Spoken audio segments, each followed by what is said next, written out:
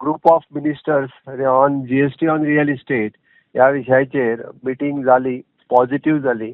म्हणजे वेगवेगळे मिनिस्टर्स हाजे मेंबर्स असता, वेगवेगळ्या त्यांनी सजेशन ऑन एक म्हणजे lease for the industrial plots ह्या विशयाचेर, मागीर हाऊसिंग